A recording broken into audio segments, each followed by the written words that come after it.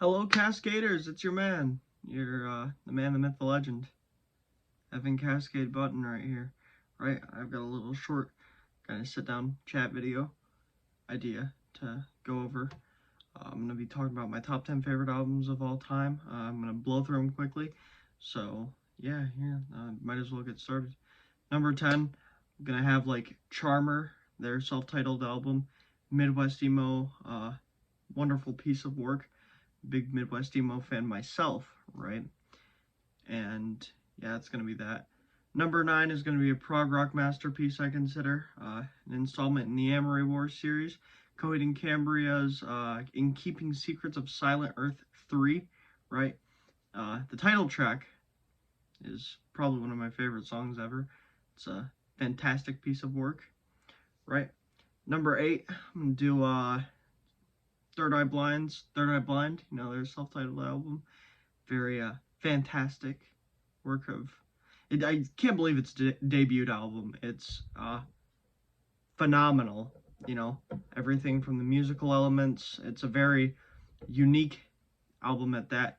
And man, Motorcycle Drive-By gets me right here. What was that? 8. Number 7 is gonna be Stratosphere by Duster. I'm a big slowcore guy myself. I like to be sad. I think I like to be sad in a not a sick twisted kind of way, but a kind of sadistic kind of way of thinking. At number 7. Number 6 is gonna be Panic at the Disco's Live in Chicago. I'm not a big live albums guy. I do like live music, but I don't know. I don't think I would ever purchase a lot of live albums. However, Live in Chicago, if Live in Denver was a live album, like a proper live album, I think honestly, 1, it would be higher. 2, it would definitely take this spot because I love Live in Denver. It's my favorite live show ever.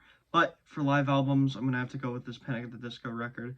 I think it's wonderful to hear the old band, work in unison. Big Panic at the Disco guy myself. They're the only really popular band I've seen live, which is a shame. Was that 6? I think it was 6. Number 5 is going to be Mr. Billy Cobb's, Mr. William Christopher Cobb's Strokes of Incarceration, an album I purchased with my own money.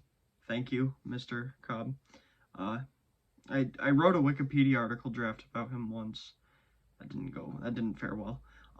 But I greatly admire Mr. Cobb and his work, and I think it's a wonderful depiction of what his thought processes during being a college student. I think that it's very not egocentric. It's very idiocentric with him as a person, his thoughts about his surroundings, and it's a very first-person record, if you shall. It's also criminally short. I think I bought the anniversary edition, right? Maybe not. I don't know. I might be loco. But yeah, Strokes of Incarceration, a very good album. Number, is that 5, 4? I lose track of my numbers. My number 4 is gonna be Mr. Valentino Venti, Tomorrow's Tessellation's first album, their self-titled album. I'm a big Tomorrow's Tessellations guy myself, and it's a shame that Tino does not make music anymore. If he sees this, Tino, I love you and I miss you. Please return to the music world. I miss your input. I miss listening to everything you put out. I've listened to stock footage of Doves and the Cosmic Cowboy Cabaret and the self-titled. I've listened to them so many times. I'm forgetting one. A Short Rain, right? Yeah, I think that's the name of it. I listened to Tragedy of Klaus Nomi a lot. That one's on that record. But anyway, yeah, the self-titled, another wonderful purchase of mine. I fear that with Tino not being an active musician anymore, he will stop paying for his DistroKid account, and that the music will be taking off of streaming services. So I purchased these pieces of music to make sure they stay within my realm of listening, because I learned very recently with an album, or not an album, a series of releases by a band called Posture. I love their releases, by the way. I learned with their releases, they just took everything off of Spotify and I can't listen to them, and I really, really wish I could, you know? Uh, yeah, it's a shame, truly. But yeah, it's a very, I don't know, beachy record. There's a lot of older music, Beach Boys influence, but Tino has a really interesting way of writing music, and I love everything that Tino has ever put out.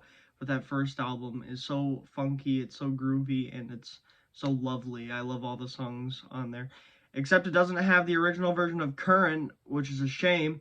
I like the stock footage of Dove's version of Current, but the OG, self-titled, before it was re-put into the world, I actually think I like how the riff sounds on that one better, but stock footage of Doves, still a good album. Big political commentary, music lover myself, so I guess I'll give it credit where it's due. Uh, yeah, so that was number 4. Number 3, I'm gonna keep this short. Title Fight, Shed, Need I Say More, Midwest Emo masterpiece, just like the upcoming entry. But that Midwest Emo masterpiece got me through a lot of this year, and it was my number 1 album for most of the year. The only time that Melancholy and the Infinite Sadness hasn't been my number 1 album. I think Melancholy was either number 2 or number 3. Actually, definitely number 2. I don't know what would even take number 2 spot. Not even Siamese Dream, right? I listened to Siamese Dream. I also have no repeats on here, like no repeat artists. If I did this would probably be like the first 4 entries would be like half of this list would be like Smashing Pumpkins entries, right? Maybe not actually. I'd have to think a little more about it, but yeah. I just, they're like me, Title Fight, they're like me. They come from humble Pennsylvanian area, and they experience the hell of living in Pennsylvania as much as I do. And yeah, that's really commendable for putting up with being a Pennsylvanian. Yeah. So number 2 is going to be American Football's American Football. I almost put Shed here instead of AF's self-titled first album. But man, I have a lot of memories with this album. And I remember being a freshman in high school. Dude, the first time I heard Nevermind, I watched the music video. Man, that shit changed my life. Now, I wouldn't consider, I mean, they're mathy, but I wouldn't consider them math rock, but I was introduced to the world of math rock because, that term got thrown out with American Football, and God, do I owe a lot of my musical influence to American Football. Before I lived in the house I currently lived in, there was pretty much a cleared out room where I recorded my first demo EP that had a lot of AF influence, and I still remember that the first real riff I really just loved. That was derivative of that style.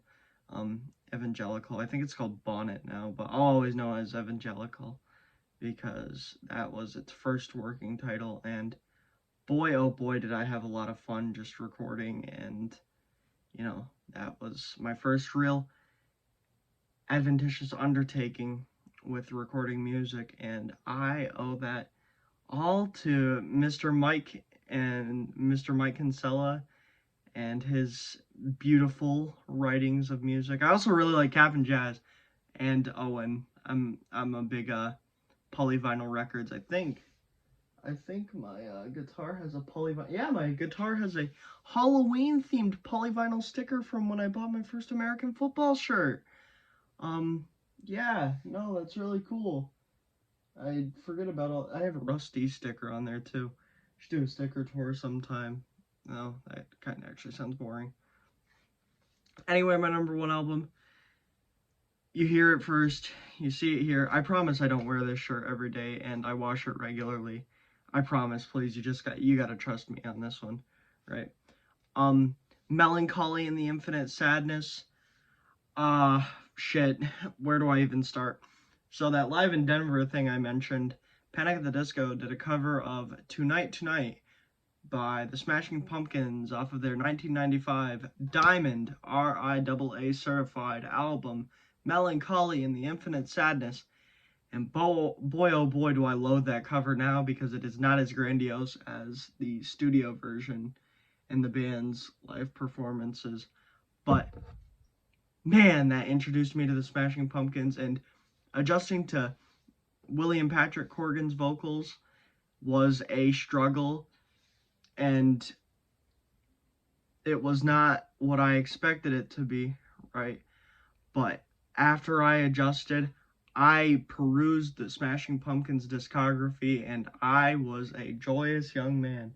And now I am a Pumpkins lover aficionado, and they're my favorite band. They have my favorite album, and I hold the most appreciation. I have Nirvana covers on my channel because I feel like I can do their songs justice. The Smashing Pumpkins are so good, and their songs are so beautifully and eloquently crafted that I don't think I can do Billy Corgan justice by covering his songs.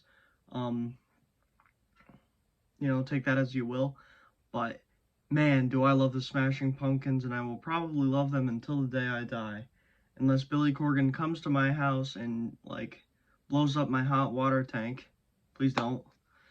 I think I will love the Smashing Pumpkins forever. I think they're really my thing. And I mean, I have a mural right here next to me. I've got a Melancholy and the Infinite Sadness flag and some the album squares. Yeah, I think that's what they're called. I got an album square of the deluxe edition. I'm wearing a Melancholy and Infinite Sadness shirt. I think it's fitting. I'm also wearing a Christmas hat. Shout out to my mother for getting this for me.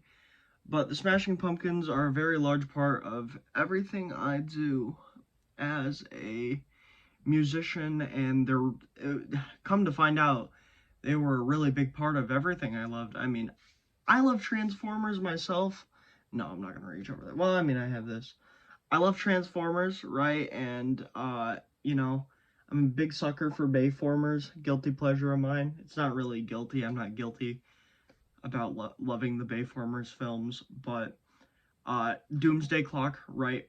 My dear friend, Jake Zilla, who I may or may not send this video, got me a Zeitgeist CD, See Me Stream. I'm waiting to get a Melancholy vinyl or CD, praying, perusing the works, right? But man, double vinyls are fucking expensive as all hell can be. But yep, this is my top 10 albums of all time. I am going to yeah. Yeah, that's the end of this video.